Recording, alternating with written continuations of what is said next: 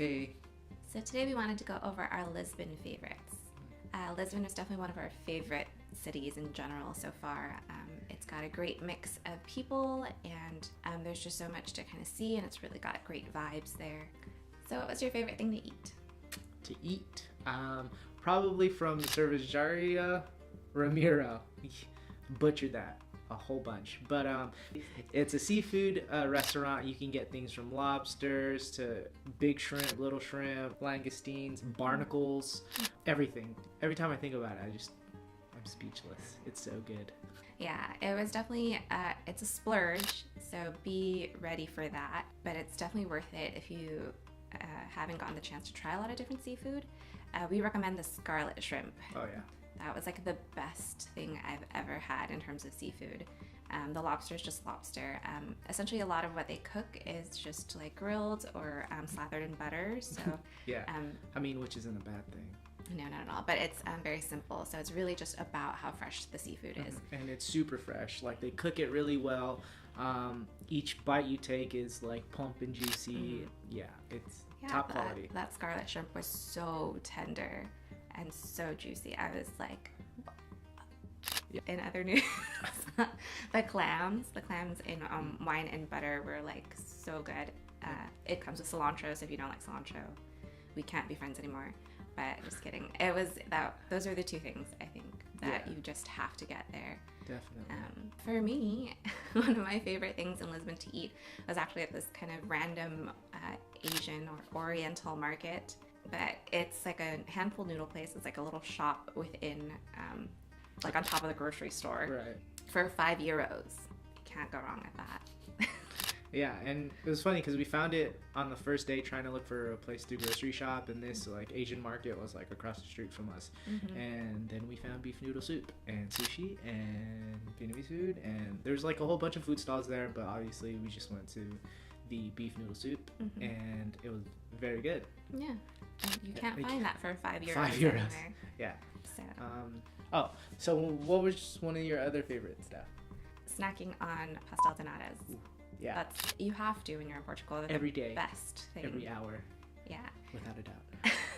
And most places, like plenty of places, will carry it.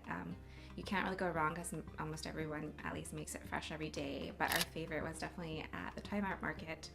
Mantigeria, I believe that's what it's called. Sorry, guys. Yeah, we're doing really bad with Portuguese names right now.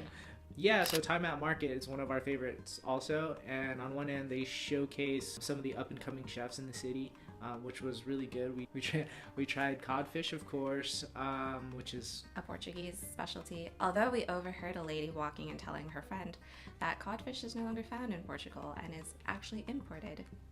So anyways, but it's still a main staple diet of theirs. So codfish we tried. They also have like burgers and pizza and a sushi American food. Yeah, an American burger spot. And that's kind of Time Out Market. It's got like really good quality stuff, but you are definitely paying for it. It is highly touristy, but you'll find locals there too. So it's kind of a good vibe, a good mix. Easy to like just share a table with someone and talk to them. On the other side of it though is the traditional mercado, and that's where all the produce is. Yeah, so that's Time Out Market. That area is just a really lively area in general. One of our other favorite things that we did was we just walked across the street, which is pretty much Alfama district. Yeah. So that's like right by the water, and a lot of people hang out there. There's actually like drink stalls outside too, so you can grab beer or coffee and just hang out. We watched the sunset over a very fake Golden Gate Bridge looking thing. Almost made us feel like home, just because it looked like the Golden Gate.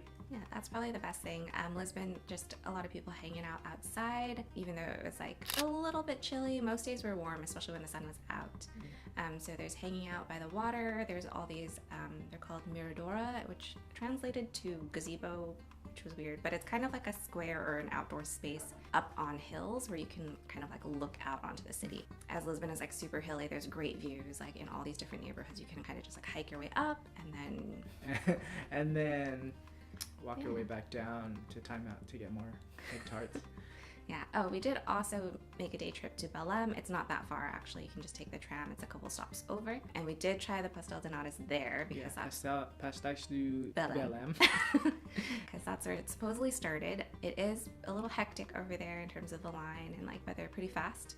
And just walking around Belém, because there's some monuments, there's some monastery, and the gardens and stuff like that. Yeah.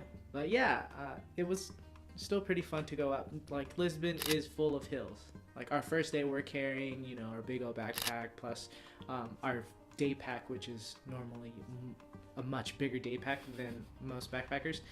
And we hiked up those hills. Yeah, we hiked up a hill. It was like 1.8 miles to get to our Airbnb, and normally that's not that bad for us.